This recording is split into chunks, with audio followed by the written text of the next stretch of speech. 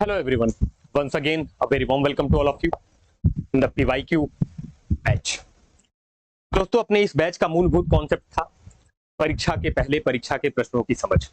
यानी हम लोग ये चाहते हैं कि आप UP triple S C JE 2024 की मेंस की परीक्षा देने के पहले UP triple S C JE ने जितने भी आज तक पेपर कराए हैं सिविल इंजीनियरिंग जेई को लेकर, आप उन पेपर्स को देखें, उनकी एक डिटेल्ड एनालिसिस करें, उनके प्रश्नों से एक समझ पैदा करें कि किस स्तर की तैयारी आपको करनी चाहिए।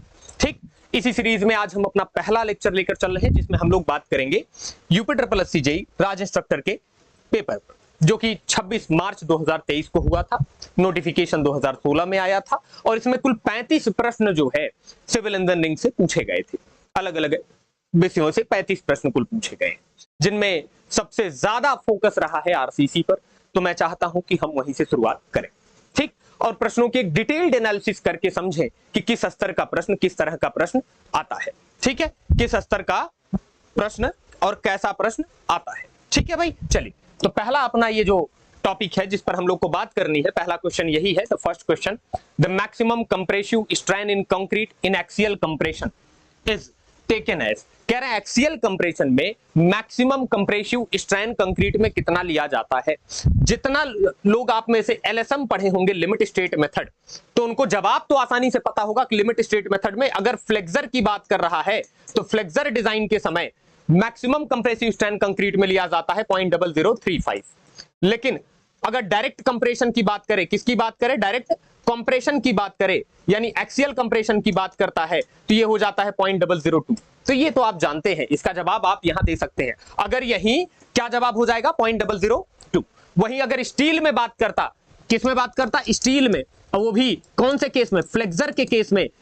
कौन से केस में, फ्लेक्सर के केस में, तो कम नहीं होना चाहिए, कम नहीं होना चाहिए। कितने से कम नहीं होना चाहिए, शुड नॉट लेस देन कितना, 0.002 प्लस FY अपॉन 1.15 ES, इससे कम नहीं होना चाहिए। तो ये तो स्टील की बात है, ये तो किसकी बात है साहब, स्टील की बात है। तो आप यहां से बता सकते हैं कि साहब ये जवाब होगा इसका। लेकिन इस प्रश्न का जवाब देना पर्याप्त नहीं है। हम चाहते हैं कि आप इस प्रश्न को डिटेल्ड में समझें और समझने के बाद आप ये डिसाइड करें कि यही जवाब आखिर क्यों था, यही जवाब 0.002 ही क्यों था। ठीक है, चलिए फिलहाल एक जनरल बातचीत करते हैं आरसीसी को लेकर कि आपकी समझ क्या है और कैसी है आरसीसी को लेकर, हम इस पर थोड़ी चर्चा करते हैं। सबसे पहले बात करेंगे आरसीसी, किसकी बात करेंगे, आरसीसी यानी क्या, रीइंफोर्स्ड सीमेंट कंक्रीट, प्रबलित cement concrete, reinforced cement concrete. अगर रीइंफोर्स्ड सीमेंट कंक्रीट की हम लोग बात करते हैं, रीइंफोर्स्ड सीमेंट कंक्रीट की बात करते हैं, तो आप जानते हैं कि सामान्य सीमेंट कंक्रीट जो अपनी है वो साहब संपीड़न बलों को सहने में सक्षम है, लेकिन तनन बलों को सहने में वो बिल्कुल भी कैपेबल नहीं है। इसीलिए हम जहां टेंसाइल लोड आने वाले हो उस क्षेत्र में कंक्रीट में रीइंफोर्समेंट के रूप में स्टील बार्स का प्रयोग करते हैं जनरली। और कंक्रीट हमारे आगे चलकर ये क्या कहलाती है, रीइंफोर्स सीमेंट कंक्रीट व्यवस्था कहलाती है। ठीक, ये एक प्रकार का कंपोजिट मटेरियल है। कंपोजिट मटेरियल मतलब अगर जनरल भाषा में बात करनी हो तो आप क्या कह सकते हैं कि आरसीसी एक प्रकार का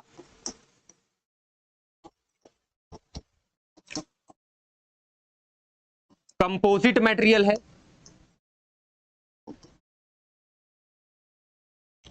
एक प्रकार का कैसा मटेरियल है, कंपोजिट मटेरियल है। आप जानते हैं कंपोजिट मटेरियल किसी मटेरियल को कब कहा जाता है, जब उस मटेरियल में एक से ज्यादा पदार्थों को जब मिलाकर कोई नया पदार्थ बनाया जाए तो उस पदार्थ को हम कंपोजिट मटेरियल कहते हैं। आरसीसी भी तो एक से ज्यादा पदार्थों से बनती है, कंक्रीट होती है, स्टील होती है, आप इन दोनों को मिलाकर बनाते हैं। जनरल बात अगर आरसीसी की आप करें तो आरसीसी एक प्रकार का कंपोजिट मटेरियल है। ठीक है, आपने बता दिया, जो कि दो प्रकार की मटेरियल्स को मिलाकर बनाया जाता है। एक तो plane cement concrete, plane cement concrete, और दूसरा रीइंफोर्समेंट। क्या यूज करते हैं, रीइंफोर्समेंट। रीइंफोर्समेंट के रूप में आप इस्तेमाल करते हैं स्टील बार्स का। किसका यूज करते हैं, स्टील बार्स का। किसका यूज करते हैं साहब, स्टील बार्स का। तो ये आपको पता है कि भैया प्लेन सीमेंट कंक्रीट यूज करते हैं और रीइंफोर्समेंट बार्स का यूज करते हैं और बन जाती है अपनी आरसीसी। ठीक है, बना लेंगे। लेकिन यहाँ रीइंफोर्स्ड शब्द जो है, कौन सा शब्द, रीइंफोर्स्ड। यहाँ एक शब्द बड़ा जरूरी है जो मैं आपको मेंशन कर देना चाहूंगा। क्या शब्द है, रीइंफोर्स्ड। री एनफोर्स्ड, इस शब्द का मतलब ऑक्सफोर्ड डिक्शनरी के अनुसार होता है to make strong, to make strong, यानी कोई चीज पहले से मजबूत हो उसे और मजबूत बनाना, यह प्रक्रिया क्या कहलाती है? रीइंफोर्स्ड कहलाती है। और इसके लिए जो आप इस्तेमाल कर रहे हैं पदार्थ वो कहलाता है रीइंफोर्सिंग मटेरियल या रीइंफोर्समेंट। और जनरली हम आरसीसी में स्टील बार्स का यूज करते हैं जो कि 5 mm से लेकर, कितने एमएम से? 5 mm से लेकर इंडियन मार्केट में 50 mm तक के डाया में आते हैं, 50 mm डाया में आते हैं। स्टील बार्स का डाया कितना चलता है? 5 mm से लेकर 50 mm तक के डाया में आते हैं, तो हम इनका ही यूज करते हैं। अच्छा, दूसरी बात इधर करिए कि भाई ये प्लेन सीमेंट कंक्रीट है, प्लेन सीमेंट कंक्रीट ये खुद ही एक कंपोजिट मटेरियल है। हाँ, यह भी यह स्वयं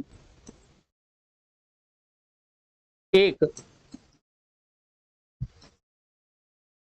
कंपोजिट मटेरियल है, स्वयं एक कंपोजिट मटेरियल है। कैसे बनता है? आप जानते हैं कि प्लेन सीमेंट कंक्रीट में सीमेंट होगा as a binding material, inert material के तौर पर एग्रीगेट, कोर्स एग्रीगेट और फाइन एग्रीगेट, और वाटर और समटाइम्स एडमिक्सचर और एडिटिव मटेरियल का प्रयोग करके हम ये बनाते हैं। और उसमें क्या करते हैं? रीइंफोर्समेंट के तौर पर हम स्टील बार्स का यूज करके आरसीसी का निर्माण कर लेते हैं। लेकिन आरसीसी से डिजाइन करने की, एलिमेंट डिजाइन करने की जो विधियां हैं, थोड़ी हमें उस पर बात करनी चाहिए। तो आरसीसी डिजाइन की विधियों पर अगर हम लोग चर्चा करें तो आरसीसी डिजाइन की विधियां भाई कुल 3 हैं। कितनी है? 3 विधियां हैं। तो मेथड्स ऑफ आरसीसी डिजाइन पर चर्चा करिए, क्योंकि प्रश्न वहीं से आया है, प्रश्न वहीं से आया है। तो methods of RCC design, methods of RCC design, ठीक है भाई। Methods of RCC design, RCC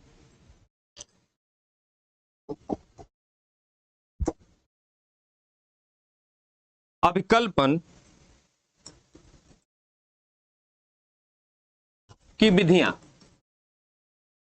तो आपको पता है कि कितनी अभिकल्पन की विधियां हैं? 3 प्रमुख विधियां हैं आरसीसी अभिकल्पन की। कितनी विधियां हैं भाई? 3 प्रमुख विधियां हैं आरसीसी अभिकल्पन की। कुल कितनी प्रमुख विधियां हैं? 3। अच्छा, इनमें पहली विधि है the first method is known as WSM, यानी वर्किंग स्ट्रेस मेथड।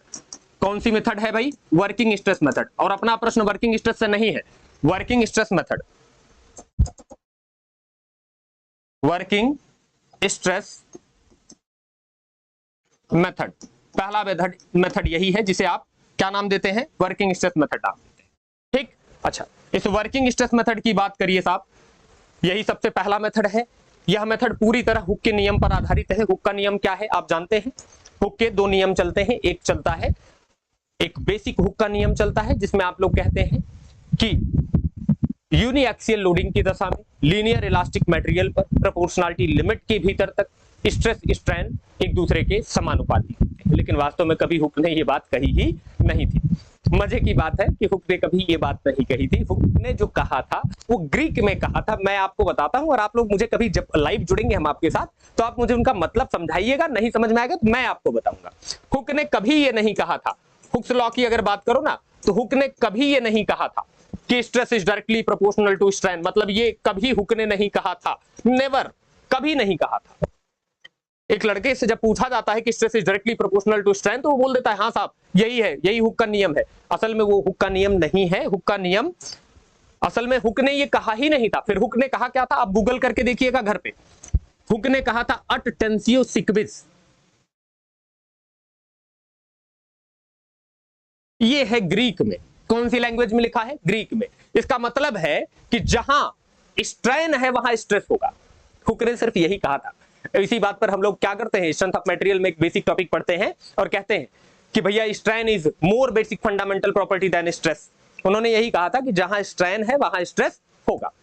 लेकिन कैसे, इनका संबंध क्या होगा, ये संबंध बताने के लिए आते हैं थॉमस यंग्स। और थॉमस यंग्स आकर कहते हैं कि भैया हुक के नियम को वो डिफाइन करते हैं। और वो डिफाइन करके क्या कहते हैं? कहते हैं कि भाई ऐसा है ना, हुक ने तो सिर्फ इतना कहा था। थॉमस यंग्स आते हैं और थॉमस यंग्स हुक के नियम को और सिंप्लीफाई करते हैं। मैं वो नियम आपको बता देता हूं। और कहते हैं वो कि stress is directly proportional to strain within proportionality limit under uniaxial loading condition for linear elastic material. कुछ अजम्पशन भी है कि लोडिंग कंडीशन ग्रेजुअल होनी चाहिए, मेंबर प्रिज्मेटिक होना चाहिए। ये सारी बातें के साथ वो कहते हैं कि stress is directly proportional to strain within proportionality limit under uniaxial loading condition. 4 प्रकार के लोडिंग कंडीशन होते हैं, आपको ये चारों प्रकार के लोडिंग कंडीशन जानना चाहिए। Linear sorry uniaxial loading condition, biaxial, triaxial और hydrostatic loading condition.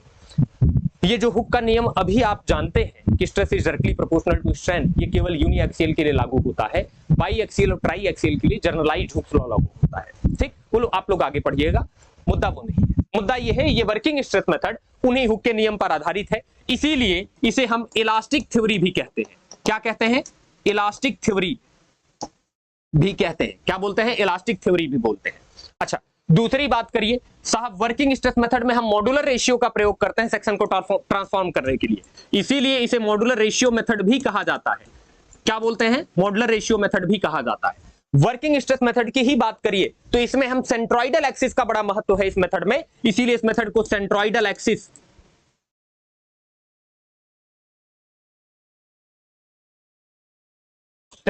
Axis method भी कहते हैं। ठीक, अच्छा, दूसरी बात अगर करिए तो साहब यही मेथड परंपरागत तरीके से हम इसी मेथड का सबसे पहले आरसीसी डिजाइन में यूज करते आ रहे थे, इसीलिए इस मेथड का नाम ट्रेडिशनल मेथड भी है। क्या नाम है? ट्रेडिशनल और कन्वेंशनल मेथड। ठीक, अच्छा, दूसरी बात, इस विधि में आगे चलकर हम ये मान लेते हैं कि भैया जो कंक्रीट में स्ट्रेस आएगी और जो स्टील में स्ट्रेस आएगी उसकी एक परमिशिबल वैल्यू हमने डिसाइड कर रखी। मान लीजिए कि आपकी ये स्टील रॉड है, इस स्टील रॉड की स्ट्रेंथ है 250 मेगापास्कल, तो हम कह रहे हैं 250 नहीं भैया, इसमें 140 से ज्यादा नहीं आना चाहिए। 140 से ज्यादा आ गया तो हम मान लेंगे ये फेल कर गया, यानी स्ट्रेस के मान को एक परमिशिबल वैल्यू दे रहे हैं आप कि इसके बाहर नहीं जाना चाहिए। इसीलिए इस मेथड को हम डिटरमिनिस्टिक अप्रोच भी कहते हैं। क्या बोलते हैं? ये शब्द बड़ा इंपॉर्टेंट है और ये आजकल खूब चर्चा में है। डिटरमिनिस्टिक अप्रोच भी कहते हैं। क्या बोलते हैं? डिटरमिनिस्टिक अप्रोच भी हम इस मेथड को कहते हैं। ये मेथड पूरी तरह स्ट्रेस कॉन्सेप्ट पर बेस्ड है, इसीलिए आप ये भी कह सकते हैं कि this method is based on maximum principal stress concept. तो किस पर बेस्ड है? हम इसे ऐसे भी लिख सकते हैं, method based on maximum principal stress concept. इतने सारे नाम आप इस मेथड को दे सकते हैं। तो ये अपना पहला मेथड है जिस मेथड का नाम है वर्किंग स्ट्रेस मेथड या इलास्टिक मेथड या मॉड्यूलर रेशियो या सेंट्रोइडल एक्सिस या ट्रेडिशनल या कन्वेंशनल मेथड या डिटरमिनिस्टिक अप्रोच या method based on maximum principal stress concept. ये याद रखिएगा, यही आपका वर्किंग स्ट्रेस मेथड है। ठीक, इतने अन्य नामों से जाना जाता है, लेकिन हमारा प्रश्न वर्किंग स्ट्रेस मेथड से नहीं, इसीलिए हम इसे बहुत डिस्क्राइब नहीं करेंगे। ठीक, दूसरे मेथड पर आइए साहब कि अपना दूसरा मेथड कौन सा है। दूसरे मेथड पर अगर हम लोग चर्चा करते हैं तो दूसरा मेथड अपना जो है सेकंड मेथड, इस सेकंड मेथड की हम लोग बात करें, सेकंड मेथड है अपना ULM, ultimate load design method. Ultimate load design method, ये मेथड यूएलएम आया था 1960 के दशक में। कब आया था? 1960 के आसपास आया था, और ये मेथड भी प्रचलन में नहीं रहा बहुत। इस मेथड की कई सारी खामियां रही, जिस वजह से ये मेथड बहुत प्रचलन में नहीं आया। लेकिन इसके बाद हम अपने तीसरे डिजाइन के मेथड पर पहुंचते हैं, जिस मेथड का नाम है लिमिट स्टेट मेथड। क्या नाम है? Limit state method. ठीक है, अच्छा, या आप लोग इसी को शॉर्ट में एलएसएम कहते हैं, और ये मेथड आया था 1970 के दशक में, और अपना प्रश्न इसी मेथड से है। इस मेथड की अगर चर्चा करनी हो तो साहब लिमिट स्टेट मेथड जो है ये इलास्टोप्लास्टिक मेथड भी कहलाता है। यानी लिमिट स्टेट मेथड के कुछ अन्य नाम भी हैं, जैसे इलास्टोप्लास्टिक मेथड। क्या नाम है? Elastoplastic method. यानी लिमिट स्टेट मेथड की अगर हम लोग चर्चा करें तो लिमिट स्टेट मेथड का कुछ अन्य नाम भी है। क्या नाम हो सकता है भाई? Elastoplastic method. तो लिमिट स्टेट मेथड को, इस विधि का, मैं ऐसे थोड़ा सा लिख रहा हूं आपके लिए, पेन चेंज कर लेते हैं, इस विधि का या विधि को हम इलास्टोप्लास्टिक या सेमी इलास्टोप्लास्टिक या प्रोबेबिलिस्टिक अप्रोच, इलास्टोप्लास्टिक या प्रोबेबिलिस्टिक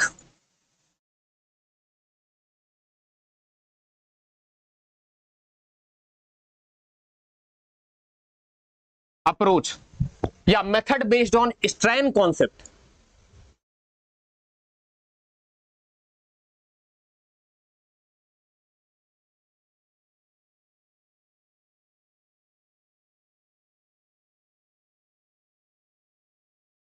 भी कहते हैं, इन नामों से भी ये जाना जाता है। ठीक है, अच्छा तो भाई अब इस विधि को आपने बता दिया कि भैया ये विधि जो है इलास्टोप्लास्टिक मेथड है या फिर प्रोबेबिलिस्टिक अप्रोच है या मेथड बेस्ड ऑन, कौन सा मेथड बेस्ड ऑन कौन से कॉन्सेप्ट पर भाई, मेथड बेस्ड ऑन कौन सा, स्ट्रेन कॉन्सेप्ट, कौन सा, मैक्सिमम प्रिंसिपल स्ट्रेन कॉन्सेप्ट। इस मेथड पर या इस विधि की बात करो तो भाई ये विधि जो है इस मेथड पर आधारित है। ठीक है, स्ट्रेन विधि पर। ठीक है, तो इसमें हम क्या करते हैं, सेफ्टी और सर्विसबिलिटी पॉइंट ऑफ व्यू से दो तरह की लिमिट स्टेट पर बात करते हैं। कितने तरह की लिमिट स्टेट पर बात करेंगे, दो तरह की लिमिट स्टेट। कितने प्रकार की भाई, तो दो प्रकार की लिमिट स्टेट पर बात करेंगे। एक तो limit state of collapse, limit state of collapse, और दूसरा बात करते हैं limit state of serviceability, limit state of serviceability. Serviceability, दो तरह के लिमिट स्टेट पर हम बात करते हैं, एक लिमिट स्टेट ऑफ कोलैप्स पर, एक लिमिट स्टेट ऑफ सर्विसबिलिटी पर। कोलैप्स में चार आते हैं। सबसे पहला आता है फ्लेक्सर, कौन सा आता है, फ्लेक्सर। दूसरा आता है शियर, तीसरा आता है टॉर्सन, और चौथा आता है कंप्रेशन। अपना प्रश्न यहीं से है।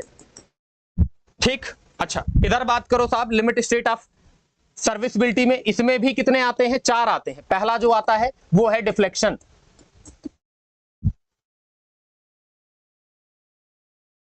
ठीक, अच्छा दूसरा जो आता है सेकंड, दूसरे पर बात करो, पहला तो हो गया कौन, डिफ्लेक्शन। दूसरा जो आता है वाइब्रेशन,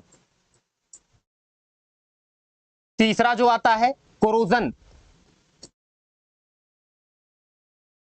और चौथा आता है क्रैकिंग। ये दो प्रकार के लिमिट स्टेट पर हम बातचीत करते हैं। तो आपको तो ये बता दिया कि किस तरह के लिमिट स्टेट पर बात करते हैं। असल में मुद्दा क्या है, लिमिट स्टेट क्या है। सबसे पहली बात यही आती है कि लिमिट स्टेट है क्या, और यहीं से आपको समझ में आएगा कि भैया यहां लिमिट स्टेट डिजाइन के मेथड्स में आपको स्ट्रेन के मान को एक पर्टिकुलर वैल्यू दे दी जाती है कि इससे ज्यादा स्ट्रेन हुआ तो सेफ्टी और सर्विसबिलिटी पॉइंट ऑफ व्यू से खतरा है, हमारा स्ट्रक्चर मान लिया जाएगा कि फेल कर गया है।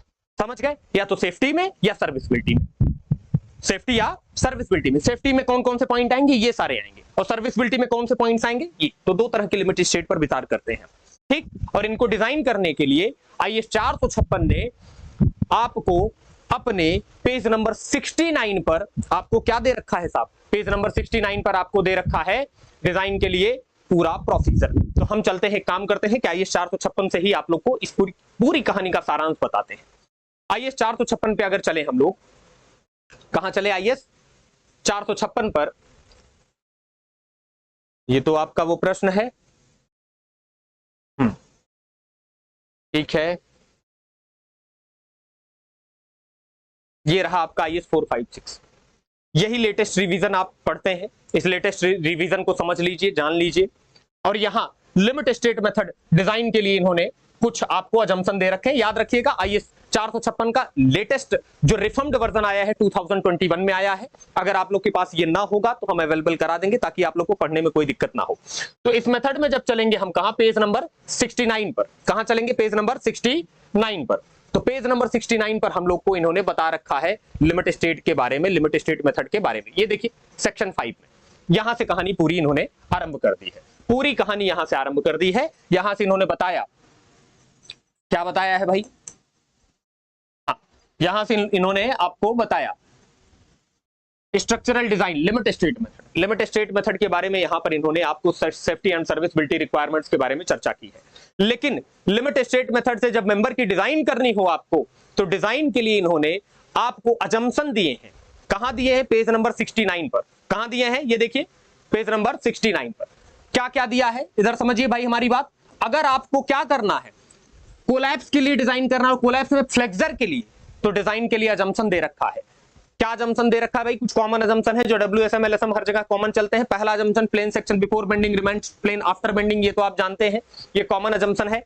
अच्छा, इसके अलावा जो अजम्पशन दे रखे हैं ये देखिए, दूसरा अजम्पशन जो दे रखे हैं यहां दे रखे हैं सेकंड, यही अजम्पशन समझाने के लिए मैंने आपको बताया कि the maximum principal strain in concrete at outer most compression fiber is taken as 0.0035 in bending. कह रहे हैं कि भैया अगर आप कोई फ्लेक्सर मेंबर बना रहे हैं, मान लीजिए ये बीम बना रहे हैं आप ऐसी, और ये बीम किसमें है? फ्लेक्सर में है, इस पर ऐसे लोड लग रहा है तो ये बीम आएगी ऐसे फ्लेक्सर में, तो फ्लेक्सर में आएगी साहब, ऐसा समझिए ये नीचे जो टेंशन वेंशन हो ठीक है, इस आउटर मोस्ट कंप्रेशन फाइबर पर अगर स्ट्रेन का मान 0.0035 से ज्यादा पहुंच गया तो हम ये मान लेंगे कि कंक्रीट हमारी क्या कर गई? फेल कर गई। बात समझ गए? तो ये अजम्पशन है किसके लिए? फ्लेक्सर के लिए। लेकिन फ्लेक्सर से हमसे प्रश्न नहीं पूछा है, हमसे पूछा है डायरेक्ट कंप्रेशन में, और डायरेक्ट कंप्रेशन के लिए IS 456 ने अपने पेज नंबर 70 पर, कहां? पेज नंबर 70 पर, यही है आपके प्रश्न का जवाब, पेज नंबर 70 पर आर्टिकल 39.1 में, कहां? 39.1 में आपको कंप्रेशन मेंबर की डिजाइन के लिए, देखिए लिमिट स्टेट ऑफ कोलैप्स कौन सा? कंप्रेशन की डिजाइन के लिए आपको अजम्पशन दे रखा है। क्या अजम्पशन दे रखा है? यहां पहला अजम्पशन यही है कि the maximum compressive strain in concrete in axial compression is taken as 0.002। यही आपके प्रश्न का जवाब है, यही आपको बताना था। लेकिन आपको अंतर समझ आए कि फ्लेक्सर में अलग होता है, कंप्रेशन में अलग होता है, और IS 456 में कहां मेंशन्ड है ये बताने के लिए मैंने ये सारी कहानी आपको बताई है। ठीक, तो आई होप कि आपको ये प्रश्न समझ में आ गया होगा कि IS 456 लिमिट स्टेट मेथड में फेल्योर के पहले डायरेक्ट कंप्रेशन में कहता है कि डायरेक्ट कंप्रेशन में अगर 0.002 से ज्यादा स्ट्रेन आ जाती है कंक्रीट में तो हम ये मान लेंगे कि हमारी कंक्रीट क्या कर गई? फेल कर गई। तो ये कहानी यहां से है।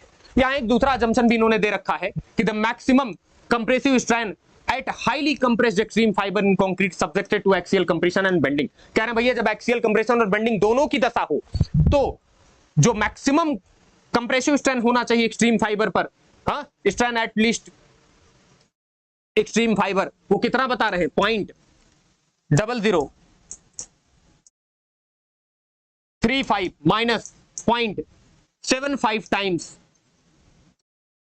Of strain in least compressed fibre.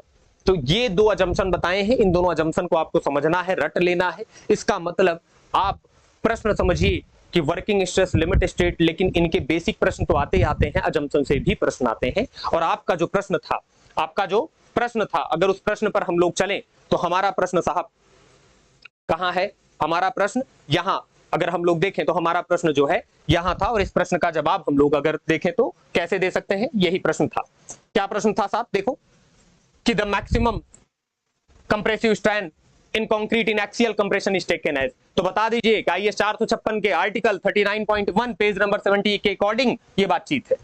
ठीक, बता दीजिएगा। तो हम यहां ऐसे मेंशन कर दें, अकॉर्डिंग टू IS 456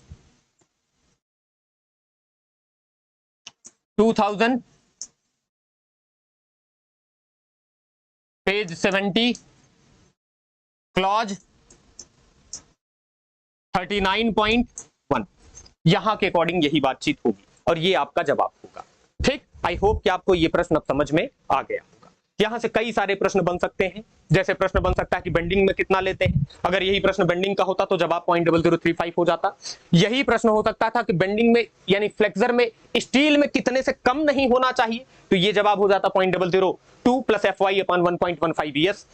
यही प्रश्न यहां बन सकता है आपसे कि लिमिट स्टेट मेथड को अन्य किन नामों से जाना जाता है, तो ये इलास्टोप्लास्टिक थ्योरी है, साथ में स्ट्रेन कॉन्सेप्ट पर बेस्ड है और प्रोबेबिलिस्टिक अप्रोच है, जबकि वर्किंग स्ट्रेस डिटरमिनिस्टिक अप्रोच है। मॉड्यूलर रेशियो मेथड भी कहते हैं उसको, इलास्टिक कॉन्सेप्ट है, हाँ, इलास्टिक मेथड या इलास्टिक थ्योरी पर बेस्ड है। साथ में आप कह सकते हैं कि भैया स्ट्रेस कॉन्सेप्ट पर बेस्ड है, तो आप इनमें अंतर इस तरीके से कर सकते हैं और इस तरीके से प्रश्न आता है। ठीक, अच्छा, इन मेथड्स के डेवलपमेंट का सीक्वेंस भी पूछा जा सकता है, तो सबसे पहले WSM, फिर ULM, फिर LSM, और LSM भी अभी हम लोग इस्तेमाल कर रहे हैं। तो ऐसे प्रश्नों की श्रृंखला चलेगी मित्र, जो मैंने आपको बताया है। Now coming to the next question. अब प्रश्न संख्या 2 पर बात करते हैं। प्रश्न संख्या 2 अपनी जो है वो ये कह रही है कि the value of design bond stress for bars in tension shall be increased by for bars in compression. कह रहे हैं कि भैया एक बात बताइए कि अगर जो बार टेंशन में है उसके कंपैरिजन में अगर बार कंप्रेशन में चला जाए तो कितना परसेंट बॉन्ड स्ट्रेस की वैल्यू बढ़ा लेनी चाहिए। आप सब जानते हैं, इसका जवाब आपको पता होता है कि टाउ बीडी की वैल्यू की अगर बात करें, हम परमिशिबल बॉन्ड स्ट्रेस की वैल्यू की बात करें तो कंप्रेशन में जो वैल्यू होती है उसे कितना परसेंट बढ़ा लेते हैं, 25% बढ़ा कर लेते हैं।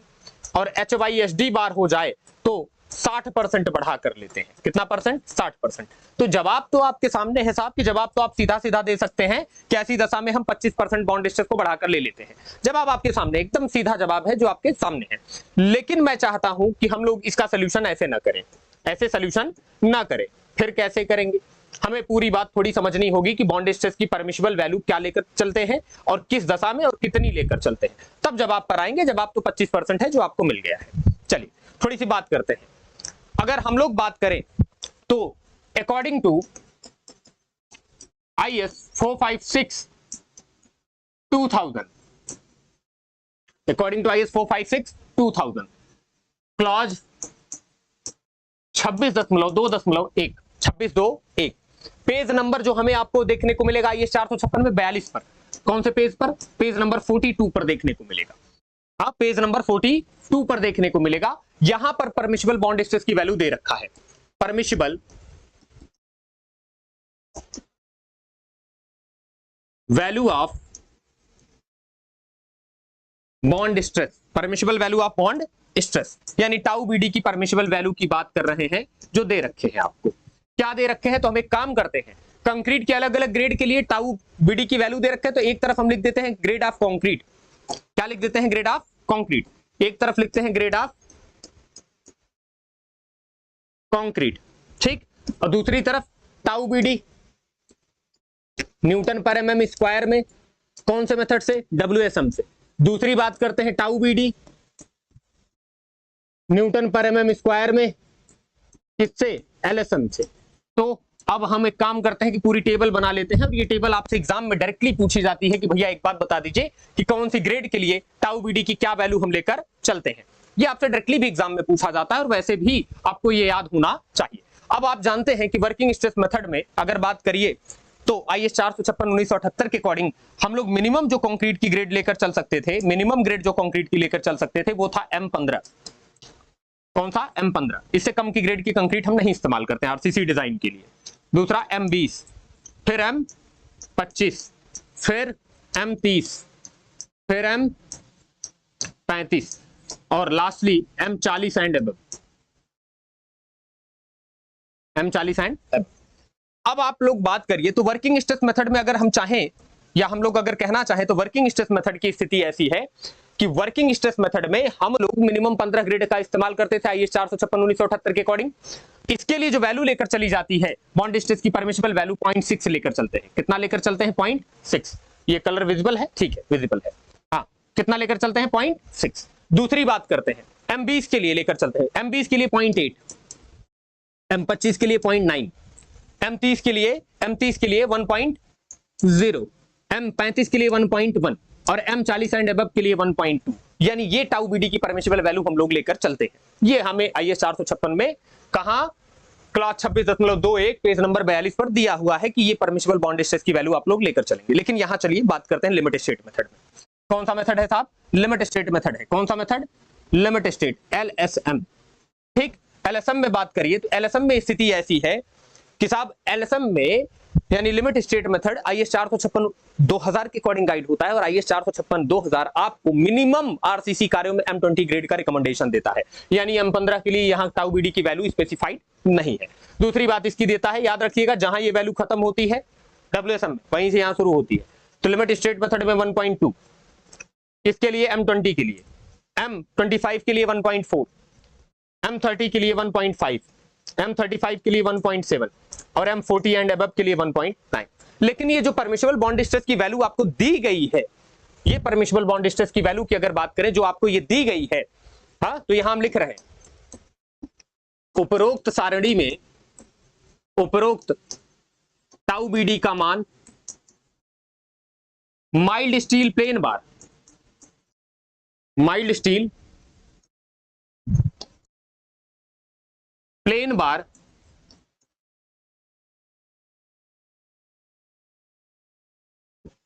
के लिए टेंशन में दिया गया है,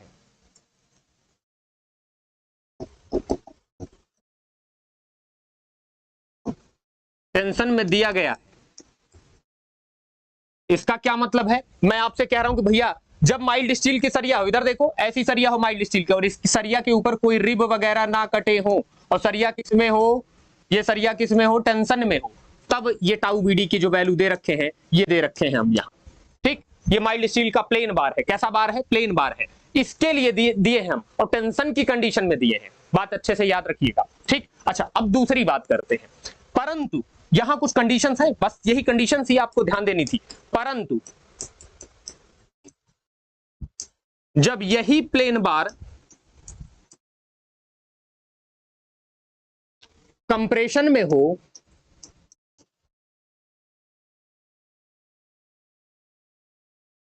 तो टाउ बीडी का मान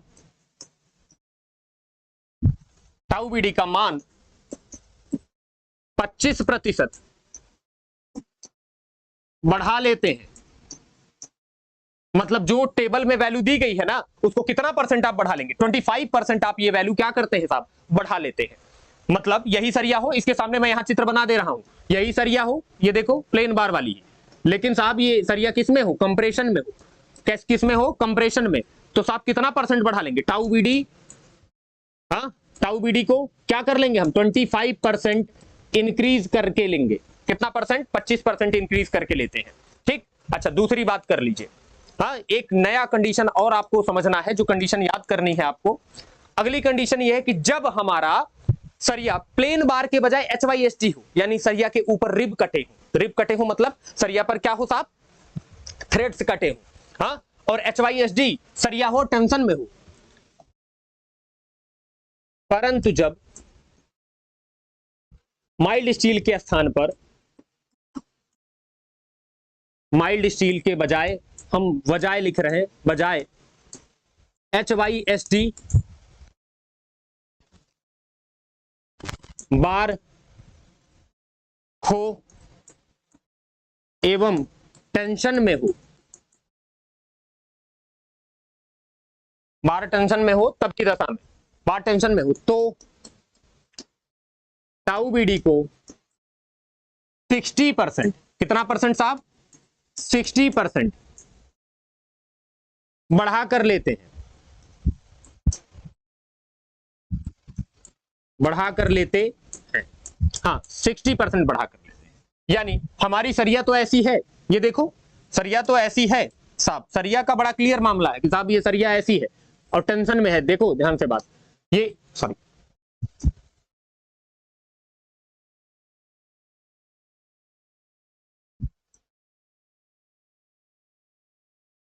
सरिया टेंशन में ही है, लेकिन कौन सी सरिया है? इसके ऊपर रिब कटे हैं। क्या कटे हैं साहब? ऐसे रिब कटे हैं, ऐसे क्या कटे हैं? रिब कटे हैं।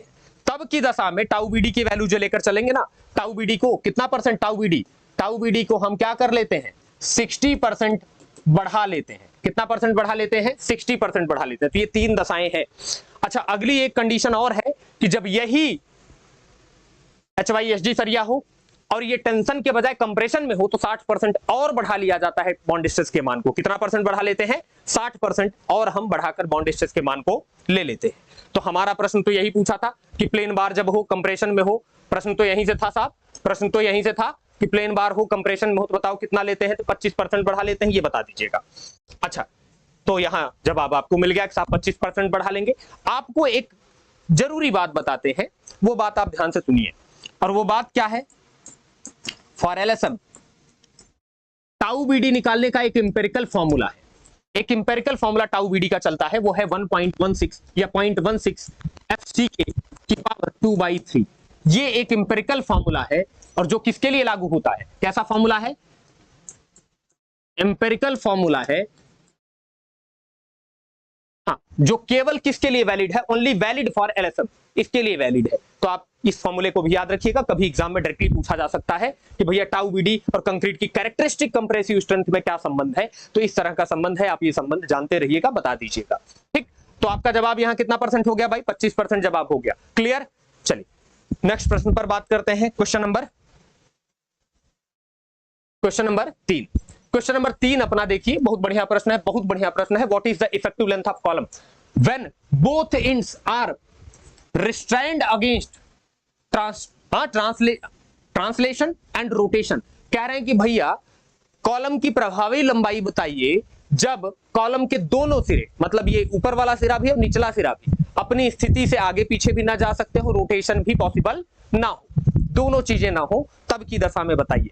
तो इसके लिए हम लोग अगर बात करें तो कॉलम की जो प्रभावी लंबाई है, आप तो जानते हैं इस दशा में जवाब कितना हो जाएगा, जब दोनों एंड क्या हो, अरे भैया दोनों एंड फिक्स हो, इसका मतलब दोनों एंड क्या हो, ये देखो दोनों एंड क्या हो, फिक्स हो। और ऐसी दशा में कॉलम की जो प्रभावी लंबाई ली जाती है, एल इफेक्टिव जो लिया जाता है, वो एल इफेक्टिव लिया जाता है इस क्लियर का एल नॉट का कितना 0.65 टाइम्स ऑफ एल नॉट। तो ये तो आपको पता होता है कि हम ये लेकर चलते हैं, क्योंकि आप ऐसी दशा में देखेंगे तो ये कॉलम जब क्या करेगा, प्रभावी लंबाई समझते हैं कॉलम की क्या होती है, एल इफेक्टिव। इसी को क्या बोलते हैं, एल इफेक्टिव।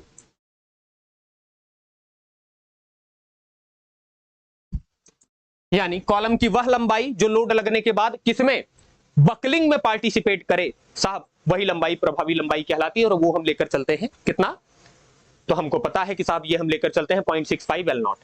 लेकिन ये तो जनरल बात है कि दोनों एंड क्या है, न ट्रांसलेशन हो सकता है न रोटेशन हो सकता है, ऐसी दशा में आपने बता दिया। अब इनके लिए कुल 8 कंडीशन IS 456 ने अपने टेबल नंबर 28 पे पेज नंबर 94 पर दिया है। तो हम वहीं चलते हैं और वहां से सबकी समझते हैं। According to IS 456/2000 table 28 page 94, आप लोग IS 456 का लेटेस्ट प्रिंट आउट निकाल के रखिएगा, पढ़ने में खूब मजा आएगा। तो चलते हैं हम कहा, पेज नंबर 94 पर, IS 456 के पेज नंबर 94 पर चलते हैं और वहां से हम लोग देखते हैं कि क्या स्थिति है। ठीक, चलिए तो पेज नंबर कहां भाई, 94,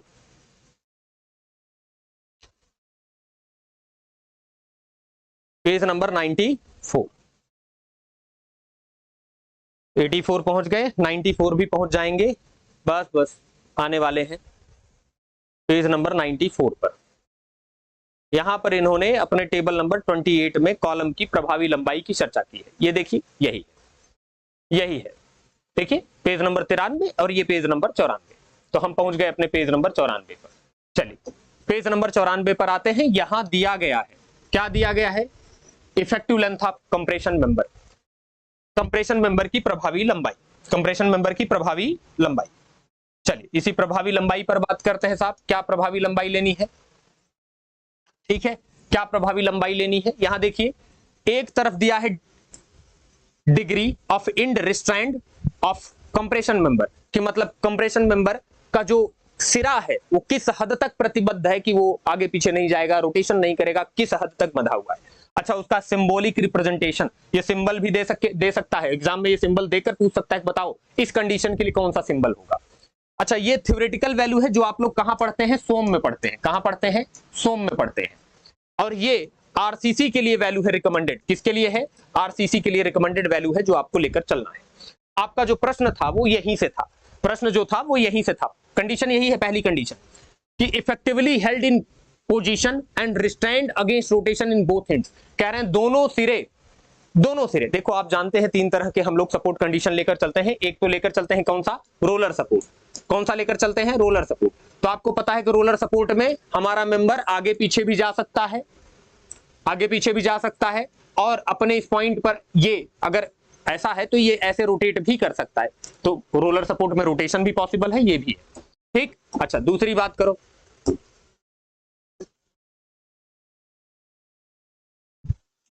ठीक, अच्छा दूसरी बात, जब हम फिक्स एंड की बात करते हैं तो ना वहां रोटेशन पॉसिबल है, तो ना ही अपना मेंबर उस पोजीशन से आगे पीछे किसी भी डायरेक्शन में मूवमेंट कर सकता है। ठीक, तो यहां देखिए इफेक्टिवली हेल्ड इन पोजीशन मतलब स्थिति में पूरी तरह बना हुआ, इसका मतलब सिरा कैसा होगा हमारा, ये एंड कैसा होगा, तो एंड कैसा होगा, फिक्स एंड होगा। और फिक्स एंड की दशा में जो वैल्यू आती है थ्योरेटिकल वैल्यू इफेक्टिव लेंथ की, वो कितनी आती है, 0.5 एल। लेकिन आरसीसी में कितना लेकर चलना है, 0.65 एल। तो जवाब आपका यही होगा, जवाब आपका यही होगा।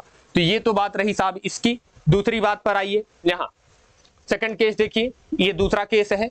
Effectively held in position at both and, मतलब अपनी स्थिति में बना हुआ है। Restrained against rotation eight one and, कह रहे हैं कि भैया दोनों सिरे जो हैं अपनी स्थिति में बने रहेंगे, लेकिन एक सिरा रोटेशन नहीं करेगा, दूसरा रोटेशन कर सकता है। तो दूसरा रोटेशन कर सकता है तो ऐसा बनेगा, ऐसा। यहां हिंज सपोर्ट होगा, कौन सा सपोर्ट होगा, ये हिंज सपोर्ट होगा। तो भाई इसके लिए क्या वैल्यू लेकर चलते हैं, इसके लिए थ्योरेटिकल वैल्यू 0.7L लिया जाता है और आरसीसी डिजाइन में 0.8L लेते हैं इफेक्टिव लेंथ की वैल्यू।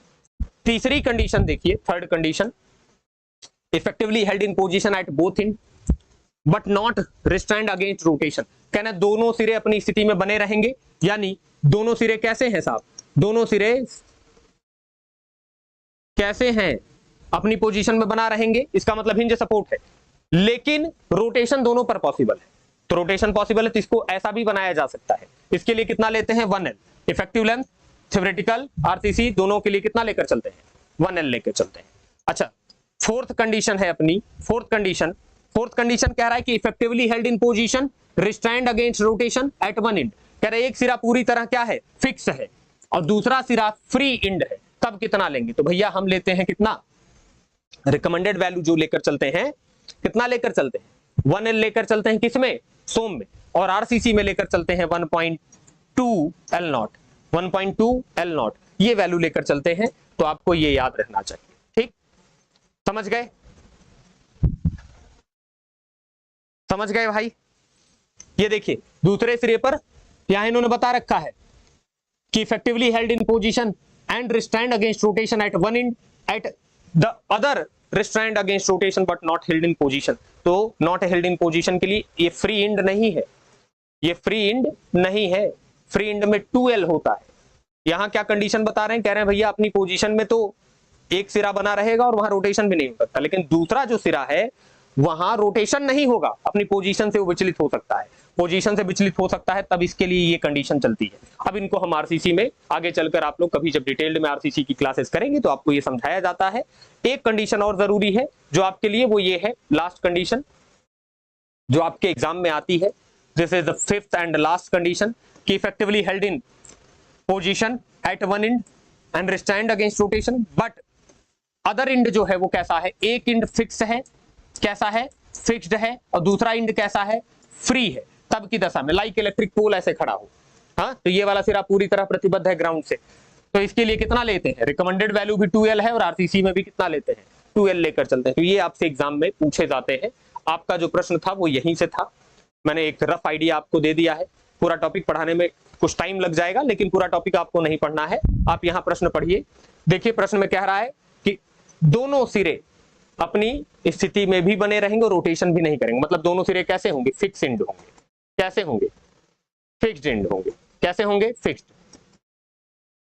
और जब फिक्स्ड एंड होंगे तो फिक्स्ड एंड के लिए क्या वैल्यू लेकर चलते हैं, 0.65L0। तो आप बता दीजिए कि साहब ये वैल्यू लेकर हम लोग चलते हैं, ठीक। अब नेक्स्ट पर बात करते हैं, अपना next question, question number 4,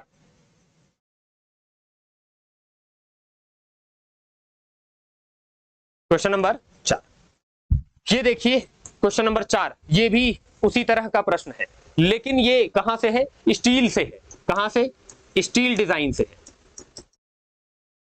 steel design से ये प्रश्न है। और ये प्रश्न कह रहा है कि effective slenderness ratio for lashed column, effective slenderness ratio for lashed column is increased by what percentage of the actual maximum slenderness ratio.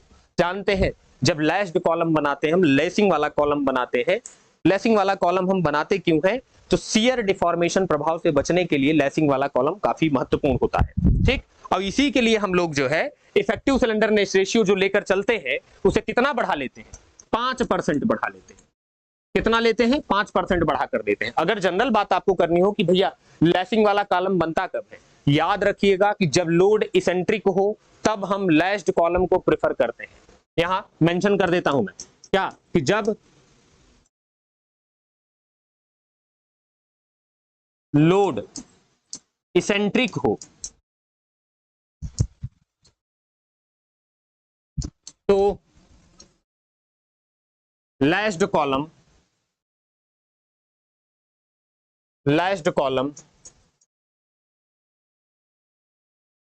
को प्रेफर करते हैं,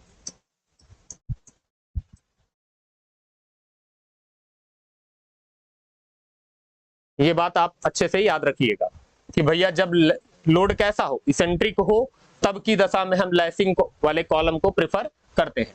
और याद रखिएगा कि इफेक्टिव सिलेंडरनेस रेशियो को 5% बढ़ा कर लेते हैं ताकि शियर डिफॉर्मेशन इफेक्ट जो देखने को मिलेगा आपको कॉलम में उसे काउंटरैक्ट कर सकें या उसे गणनाओं में शामिल कर सकें। तो 5% बढ़ा कर लोगे, इसका मतलब हो कितना गुना जाएगा, 1.05 गुना, 1.05 गुना हो जाएगा। ये बात आप अच्छे से जानते रहिएगा। तो ये प्रश्न स्टील डिजाइन का ऐसे आपको हल करना था, इस पर बहुत डिटेल्ड में बात करने की आवश्यकता है नहीं, आप इतने से काम चला सकते हैं। नेक्स्ट क्वेश्चन अपना जो देखने को मिल रहा है वो ये है, this is the next question, question number 5।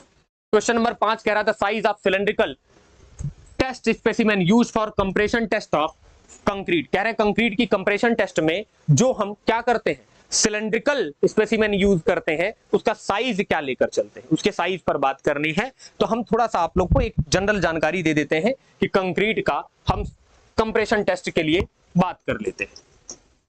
Compression test of concrete, concrete का संपीड़न सामर्थ्य परीक्षण। सबसे पहले बात करते हैं कि हम सैंपल कैसा लेते हैं। सैंपल शेप, प्रतिदर्श का आकार।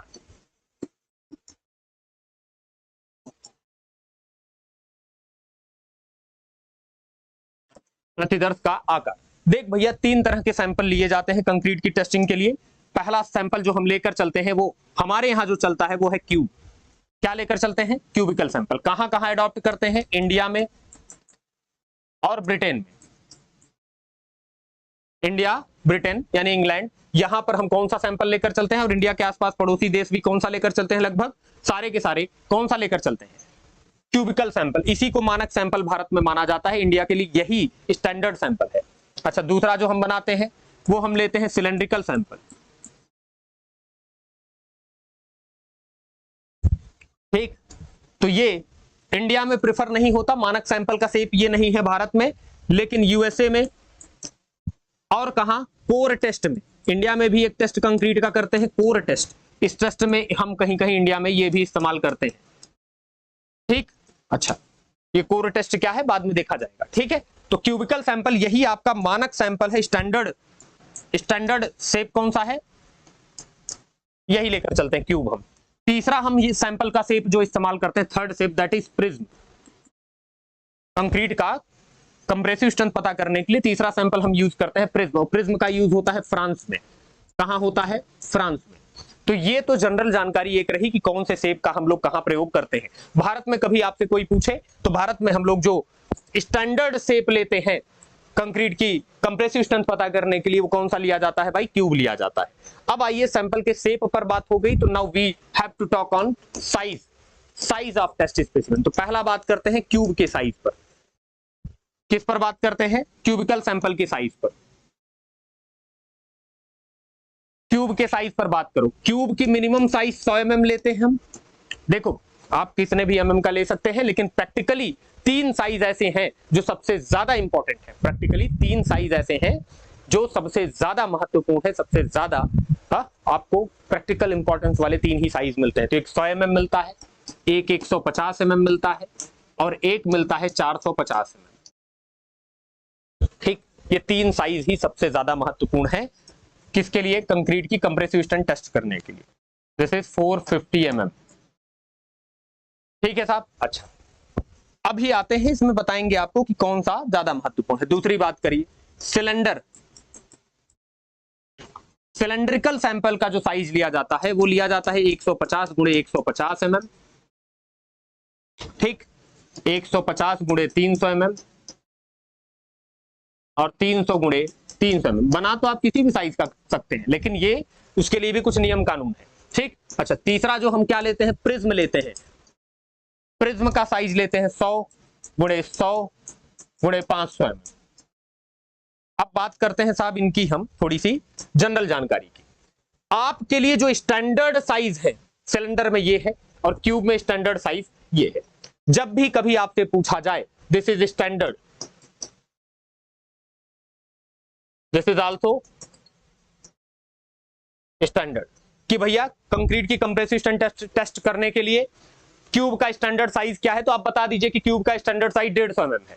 ठीक, सिलेंडर का स्टैंडर्ड साइज 150 गुणे 300 mm है। लेकिन परंतु याद रखिएगा, जब कंक्रीट में प्रयोग किए जाने वाले कोर्स एग्रीगेट की अधिकतम माप 19 mm यानी 20 mm तक हो तो स्टैंडर्ड माप कौन सा लिया जाता है?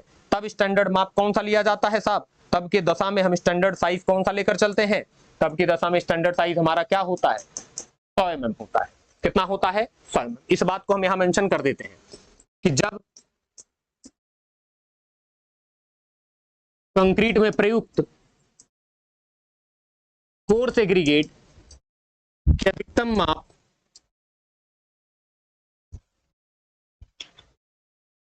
20 mm तक हो तो 20 mm तक हो तो मानक माप, तो क्यूब की मानक माप 100 mm